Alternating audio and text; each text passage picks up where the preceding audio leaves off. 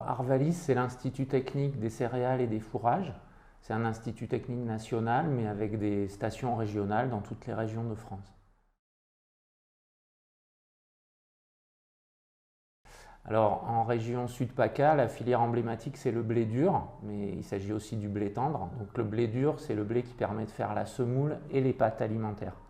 Et avec le blé tendre, on fera plutôt la farine et le pain, les viennoiseries. Il y a d'autres céréales. Dans la région, il y a le riz aussi. C'est le Centre français du riz qui s'occupe de la technique pour la production de riz. Et effectivement, il y a d'autres céréales qui sont plutôt en augmentation en ce moment en termes de surface.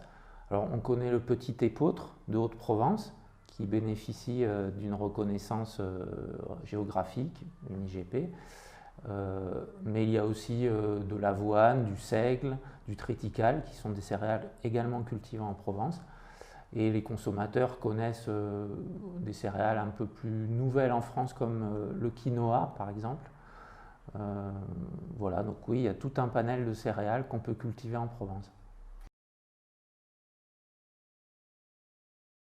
Alors la mission d'Arvalis, c'est que les producteurs de céréales puissent continuer à vivre de leur travail et à alimenter la demande des consommateurs en céréales. Donc c'est pas si facile que ça, d'une part parce que les céréales sont en général pas très bien payées, c'est pas une production à haute valeur ajoutée, et donc il faut produire une certaine quantité pour que ce soit rentable pour le producteur. Par contre, on a la chance, notamment en blé dur, d'avoir les industriels utilisateurs de céréales sur place en région PACA, hein, sur la zone de Marseille. Donc ce sont des filières courtes, mais ce sont des filières qui génèrent peu de revenus pour l'agriculteur, notamment s'il ne produit pas une quantité suffisante. Et le changement climatique est très impactant, donc, puisque dès qu'on va avoir des facteurs qui vont baisser la production, ça va être problématique pour l'agriculteur au niveau rentabilité.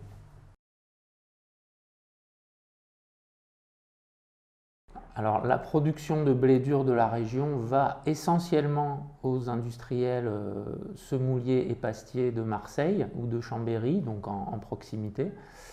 Et donc c'est par exemple les pâtes Panzani, sans faire de publicité, sont bien connues du grand public, et toute la production régionale va pratiquement sur cette utilisation-là, mais ne suffit pas à la demande. C'est-à-dire qu'on est en sous-production en région PACA par rapport à la demande et à la consommation de la population, que ce soit en blé dur ou en blé tendre, ou en riz également.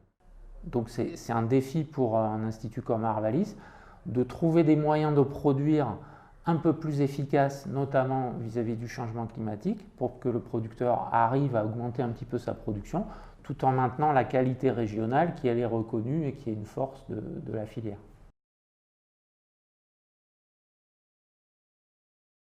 Le premier axe, bien sûr, quand on parle du changement climatique, c'est l'augmentation des températures et l'augmentation des périodes sèches, notamment printemps-été. Et la sécheresse de printemps impacte beaucoup la production de céréales. Donc le premier axe de travail pour nous, c'est d'aider à mettre au point et à trouver des variétés qui sont plus tolérantes à la sécheresse au niveau du printemps, fin d'hiver et printemps. Et donc ça, on ne le fait pas tout seul, bien sûr, puisque c'est quand même un gros travail. On le fait avec les obtenteurs de variétés français, et on le fait même avec une collaboration internationale avec des pays plus au sud qui, eux, vivent les températures chaudes et la sécheresse depuis plus longtemps que nous. Donc le Portugal, l'Italie, la Tunisie de l'autre côté de la Méditerranée. Donc on a des collaborations avec ces pays-là pour trouver des variétés qui demain seront les variétés intéressantes à cultiver en région. Donc le deuxième axe qui est très important, c'est d'aider le producteur à s'adapter au climat de l'année. Parce qu'en fait, le dérèglement climatique, ce n'est pas seulement du chaud et du sec, c'est un dérèglement global qui fait que d'une année à l'autre, les années sont complètement imprévisibles au niveau climatique. Et puis il y a un troisième axe de travail qui est un peu plus stratégique. Ça, c'est plutôt du pilotage tactique au jour le jour, mais il y a aussi un aspect plus stratégique qui est de dire, tant que les dérèglements climatiques sont mineurs, on peut ajuster sa conduite de culture, changer de variété, changer la manière dont on va apporter la fertilisation, par exemple, etc.